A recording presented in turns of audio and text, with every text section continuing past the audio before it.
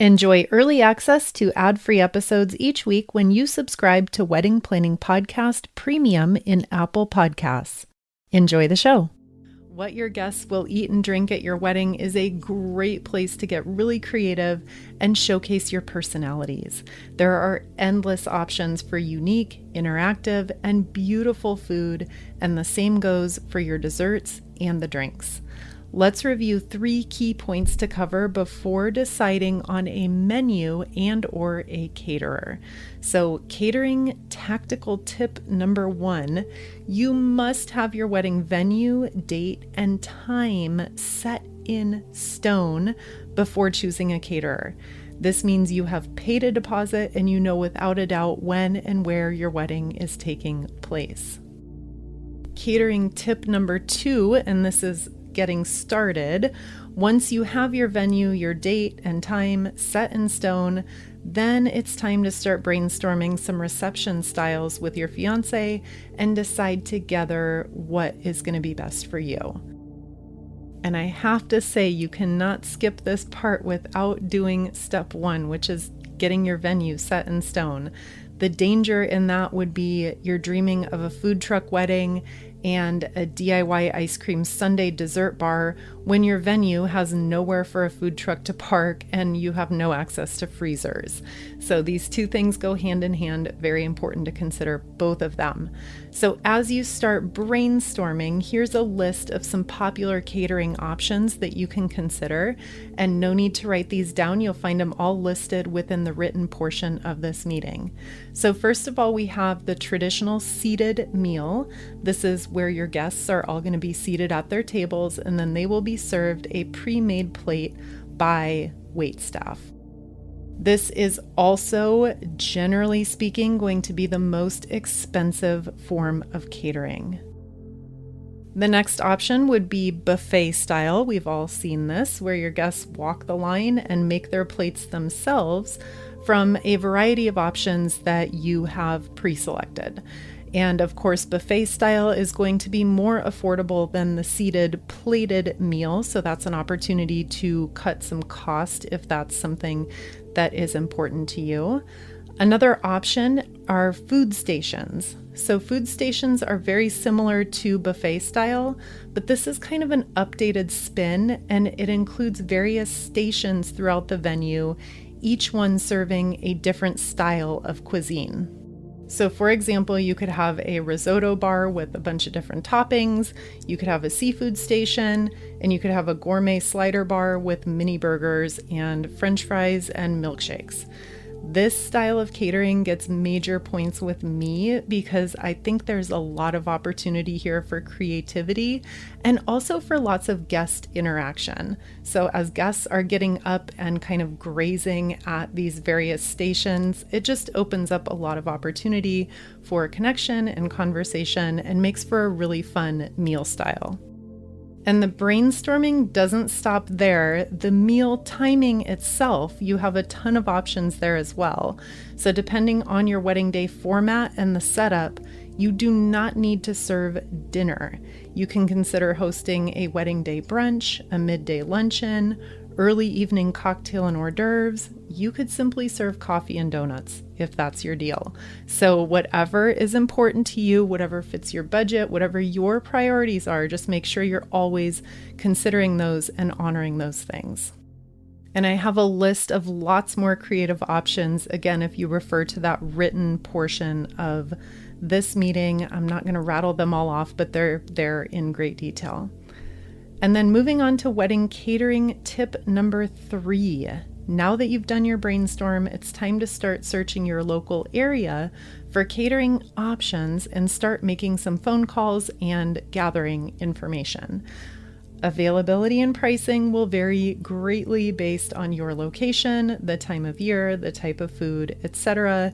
It would be impossible for me to list any quotes for catering. It's just too much of a wide range.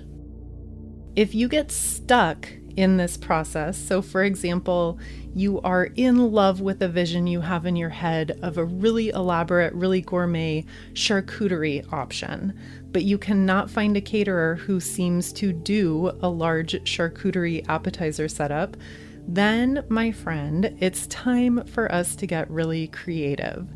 Ask if a caterer will work with you in letting you shop for unique gourmet ingredients that might not be on their standard list of menu offerings, especially with an appetizer spread or a dessert bar. Bookmark that. We're going to come back to desserts.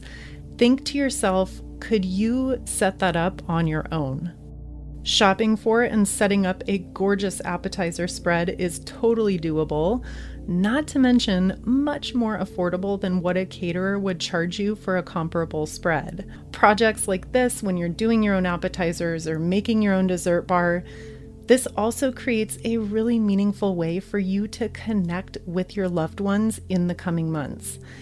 As someone personally who did DIY catering for our wedding, and I'll go into more detail in just a minute, I will say that hands down, some of the best wedding memories I have are of me, my mom, my now husband, my sister, and my aunt dreaming, scheming, planning, and ultimately executing a really unique, show-stopping meal experience at our wedding.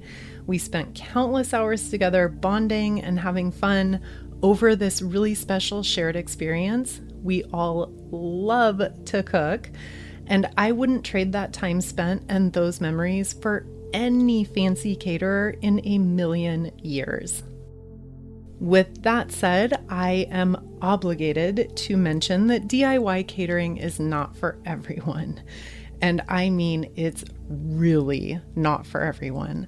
There are certain perfect storms where it can work out like a dream, and it's a wonderful opportunity to save a whole ton of money if you're on a really tight budget. But to even consider making the food on your own, you should be 100% willing to do a ton of extra research and a ton of extra work. Building a menu, pricing everything out, shopping, and detailed planning ahead are all going to be key to pulling this off. And you'll also 100% need to hire some kind of help on the actual wedding day in terms of servers, bartenders, wait staff, etc.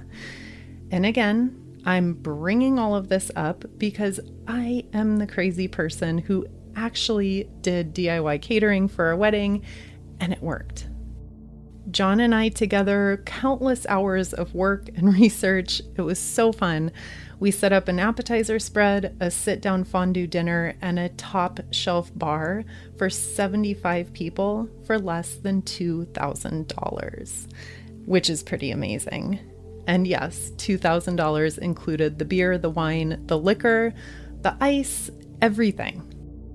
Was it easy? No. Was it a totally unique experience, completely unforgettable, showcased our values, and was so much fun? Definitely. I'll reiterate that one more time. It was not easy. There was a ton of research, time, work, prep, setup. All the things needed to be coordinated. And not to mention, we had a lot of help from family and friends in the couple of days before our wedding in order to pull this off. And we also had a full staff of servers and bartenders and a separate person who was designated to orchestrate everything. So all that to say, it's possible, it's an option, and I wanted to mention it for those of you out there who are game for a challenge. And how could we have a conversation about food without talking about desserts? Desserts are another wonderful opportunity for you to get creative and really showcase your personal favorites. And I'll say desserts definitely fall into the easy DIY category along with appetizers. So enlist the help of your family and friends, and a beautiful dessert bar is really easy to set up on your own. It's also a great opportunity to showcase family recipes and personal favorites, and this is a really easy way to add an incredibly sweet touch to your reception and to your guest experience. And moving on through our conversation on catering, let's talk about some miscellaneous variables that you'll need to consider. The first thing here, I'll say your catering vision simply must be compatible with your venue. Back to our earlier example that I gave at the very beginning of this meeting, you can't have food trucks if your venue is located smack in the middle of downtown and has 0 parking. You cannot have a DIY ice cream sundae bar if you have no access to freezers. And you can't DIY a fondue meat dinner without access to a refrigerator and ample space to prep and store the food. It all makes perfect sense, right? But sometimes in our imagination and in our vision, we get so excited about things that we tend to overlook the very obvious logistics. So just always be sure that you're considering your venue and considering the overall capabilities and the overall resources that you have on hand.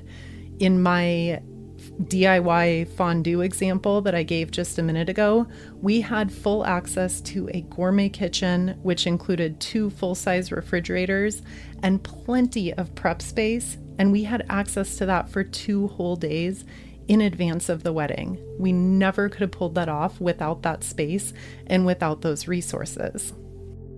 So don't bite off more than you can chew in terms of what types of catering setup your venue is going to be compatible with.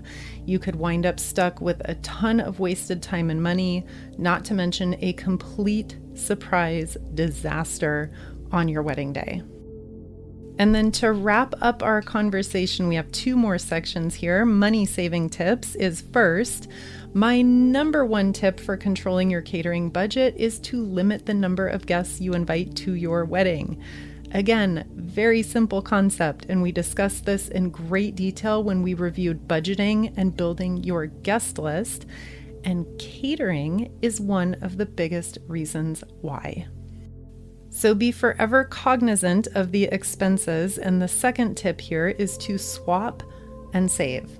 So pay attention and be alert to where you can make some really easy swaps to save money.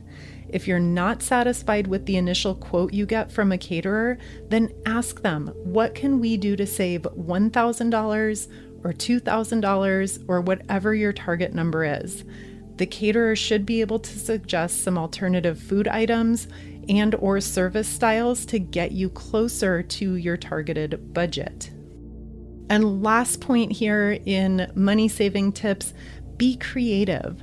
I'm going to run you through a quick exercise. In 30 seconds, we're going to rack up $1,000 in savings. Okay, ready? First one, your guests will not know the difference if you don't host a midnight snack from a fast food restaurant in addition to the main meal, so skip it. If your caterer is charging $6 per person for cheese and crackers, do your own appetizer spread like we outlined above. And if you can't find a reasonably priced wedding cake, enlist the help of your friends and family, and everyone make a couple dozen of their favorite desserts to arrange on a really meaningful and beautiful dessert bar. Just like that, $1,000 back in your pocket. I could go on. And don't you worry, I would never wrap this conversation up without talking about the cocktails. So let's talk drinks, non-alcoholic, beer, wine, and liquor. I'll start with the completely obvious, which is for maximum savings, limit your wedding day beverages to water, tea, lemonade, sodas, coffee, non-alcohol. That is certainly not for everyone, but for many families and friend groups where alcohol is an issue for some, couples find it less stressful, not to mention much less expensive, to skip the beer, the wine, and the cocktails altogether and host a dry event. This means less drama, less cost, and less headaches, literally, for everyone. When I talk to couples about the possibility of hosting without alcohol, inevitably I have people ask, but what will people do? What will people think? What if people sneak in booze? What if people pregame in the parking lot and come in drunk? My first response is that affirmation that we've heard many times before. You cannot control the actions or the inactions of others. My other response is, people will get over it if they can't have a beer at your wedding. What people think makes no difference if this is truly what you want. Yes, people might sneak in little tasty shooters in their pocket and drink at your wedding. And if you're that worried about people sneaking in tasty shooters or pre-gaming and getting wasted in a parking lot to the point of stumbling into your reception completely drunk and making a scene, then those people probably should not be invited. That's some tough love, I know, and this is a very challenging topic for some, but try to stay true to what you know in your heart is going to be best for you given your specific relationships and your specific situation. Now, if you will be serving alcohol, here are some money-saving tips that you can take to the bar. I probably don't need to tell you that alcohol is expensive, especially when it's being provided by a traditional venue bar. If you will be serving beer, wine, and or cocktails, ask your venue and ask your caterer early on in the process, maybe even before you've signed a contract, ask if you're allowed to supply the alcohol on your own. And that applies to non-alcohol as well. Shopping for beer, wine, and liquor at a wholesale store can be really affordable, and it's a great option for huge savings. I'm talking thousands of dollars. It also allows you to customize your bar with your personal favorites. So whether that's wine from a local winery or beer from your favorite microbrew in town, whatever you love, you get to go out and source that and shop for the best pricing. And it's going to save you a ton, and it's going to make for a really meaningful touch.